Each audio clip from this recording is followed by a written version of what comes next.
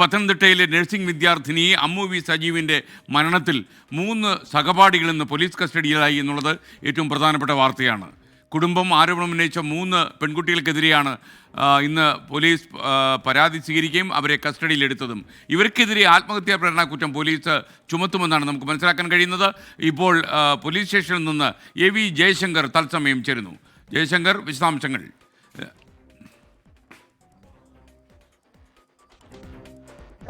എനിക്ക് പിന്നിൽ കാണുന്ന ഈ പത്തനംതിട്ട പോലീസ് സ്റ്റേഷനിൽ ഈ കേസുമായി ബന്ധപ്പെട്ട് കസ്റ്റഡിയിൽ പോലീസ് എടുത്ത 3 പേരുമുണ്ട്. അമ്മുവിൻ്റെ 3 സഹപാഠികളാണ് നിലവിൽ പോലീസ് കസ്റ്റഡിയിലുള്ളത്. അഞ്ജന മധു, അലീന ദിലീപ്, AT അക്ഷിത എന്നിങ്ങനെ 3 പേരെയാണ് പോലീസ് കസ്റ്റഡിയിലെടുത്തത്. 2 പേർ കോട്ടയം സ്വദേശിനികളും ഒരാൾ കൊല്ലം പത്തനാപുരം സ്വദേശിനിയുമാണ്. ഇവരെ ബന്ധുക്കളുടെ ഉൾപ്പെടെ മൊഴി പരിശോധിച്ചതിന് ശേഷമാണ് പോലീസ് കസ്റ്റഡി എന്നൊരു തീരുമാനത്തിലേക്ക് കടന്നത്. ഇന്ന് വൈകിട്ടോടു കൂടിയാണ് പത്തനംതിട്ട പോലീസ് ജില്ല വിട്ട് പുറത്തുപോയി അതീവ രഹസ്യമായി ഈ 3 പേരെയും കസ്റ്റഡിയിലെടുക്കുക എന്ന ദൗത്യത്തിലേക്ക് കടന്നത്. വീട്ടുകാരുടെ മൊഴി, കോളേജ് നടത്തിയ ആഭ്യന്തര അന്വേഷണത്തിലെ റിപ്പോർട്ട് എന്നിവയിൽ നിന്നെല്ലാം തന്നെ പോലീസ് വിവരങ്ങൾ ശേഖരിച്ചു. ഇതിൻ്റെ അടിസ്ഥാനത്തിൽ അമ്മുവിൻ്റെ മരണത്തിൽ പ്രാഥമികമായി ഇവർക്ക് പങ്കുണ്ട് എന്നാണ് നിലവിൽ പോലീസിൻ്റെ നിഗമനം. ഇവർക്കെതിരെ 3 പേർക്കെതിരെയും പോലീസ് ആത്മഹത്യാ പ്രേരണ കുറ്റം ചുമത്തും.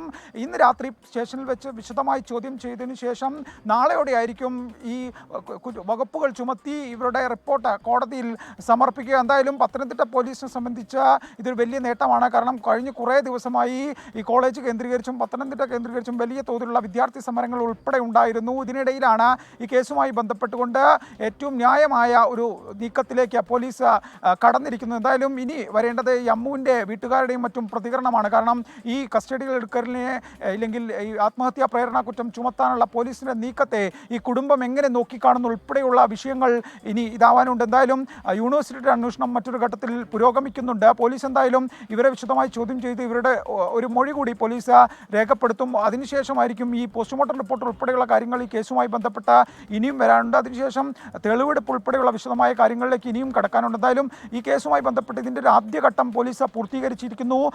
ഈ അമ്മുവിൻ്റെ 3 സുഹൃത്തുക്കൾ നിലവിൽ പോലീസ് കസ്റ്റഡിയിലായിരിക്കുന്നു. കുടുംബം ആദ്യം മുതൽ ഉന്നയിച്ച ഏറ്റവും ഗൗരവകരമായ ആരോപണം ഈ 3 പേർക്കെതിരെയായിരുന്നു. ആ 3 പേരെയാണ് നിലവിൽ പോലീസ് കസ്റ്റഡിയിലെടുത്തിരിക്കുന്നത്. ഈ വിഷയവുമായി ബന്ധപ്പെട്ട് വലിയ വിവാദങ്ങൾ കുറേ ദിവസങ്ങളായുണ്ട്. കാരണം കഴിഞ്ഞ 15-ാം തീയതി രാത്രി നമ്മൾ ഒരു സാധാരണ മരണവാർത്തയായി നൽകിയതായിരുന്നു. ഈ അമ്മു കെട്ടിടത്തിന് മുകളിൽ നിന്ന് ചാടി അതിനുശേഷം മരണം സംഭവിച്ചു എന്നെല്ലാം. പക്ഷേ അതിനുശേഷം ഈ വാർത്തയിൽ വലിയ ഡെവലപ്മെൻറ്റുകൾ ഉണ്ടായി. കുടുംബത്തിൻ്റെ ഗൗരവകരമായ വെളിപ്പെടുത്തലുണ്ടായി. കോളേജിലേക്ക് SFIയും KSUവും ABVP ഉൾപ്പെടെയുള്ള വിദ്യാർത്ഥി സംഘടനകളുടെ പ്രതിഷേധമുണ്ടായി.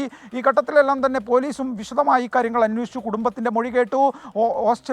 എതിരെ ഉയർന്ന ആരോപണം എല്ലാം പോലീസ് കേട്ടു. അതിനൊടുവിലാണ് ഈ കുടുംബം ഉൾപ്പെടെ പരാതി ഉന്നയിച്ച 3 പേരെ പോലീസ് കസ്റ്റഡിയിലെടുക്കുന്നത്. ഇവരെ ഇന്ന് രാത്രി വിശദമായി ചോദ്യം ചെയ്യും. നാളെ ഇവർക്കെതിരെ ആത്മഹത്യാ പ്രേരണ കുറ്റം ഉൾപ്പെടെ ചുമത്തി ഇവരെ കോടതിയിൽ ഹാജരാക്കാനാണ് നിലവിൽ പോലീസിൻ്റെ നീക്കം.